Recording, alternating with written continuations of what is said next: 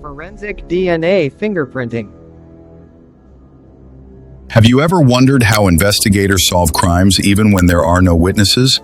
In many cases, the answer lies not in what people say, but in what their cells say. Welcome to the world of forensic DNA fingerprinting, a science that gives a voice to evidence and reveals the truth hidden in our genes. Every human being is unique. We all carry a special code inside our body called DNA, or deoxyribonucleic acid.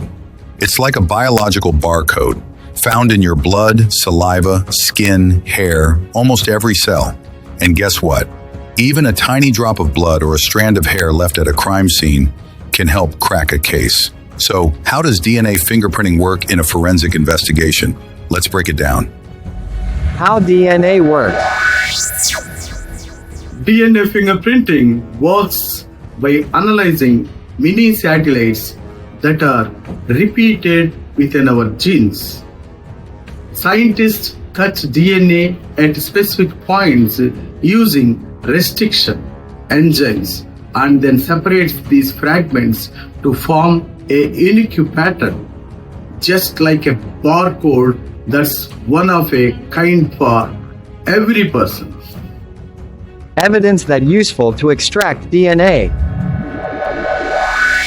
Blood and blood stains, semen and seminal stains, saliva, cigarette butts, urine, hair with root, hair shaft, bones, teeth, bite marks, chewing gum, fecal matter, debris from fingernails or broken fingernails, muscle tissues, earwax, dandruff, fingerprints, clothes, tools used, toothpicks, bottles, sputum, liquid postage stamps, envelopes, sealing flaps, personal items like specs, razor blade, cap, socks, wristwatch, wallet, toothbrush, etc. Step 1. Collection. The first step is to collect biological samples, like blood, hair, sweat, saliva, or semen from the crime scene.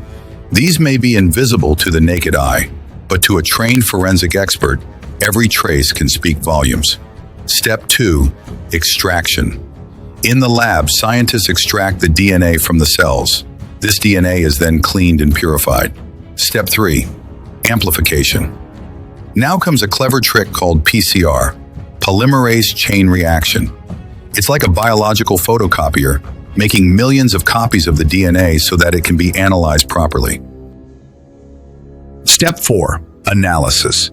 Using special machines, scientists now look at the DNA profile. They focus on certain parts of the DNA that are different in each person. These are called markers or loci. The result? A unique pattern, like a fingerprint made of genes. Hence the name DNA fingerprinting. Step 5. Matching. Finally, the DNA profile from the crime scene is compared with the suspect's DNA, or DNA stored in a database, or the victim's DNA, for identification in disasters. If the profiles match, it's a powerful clue. In court, DNA evidence can be strong proof, either placing someone at a crime scene or clearing an innocent person. It has helped solve murders, sexual assaults, kidnappings, and even cold cases decades old. And it has also freed people wrongly accused, giving justice a second chance. But remember, with great power comes great responsibility.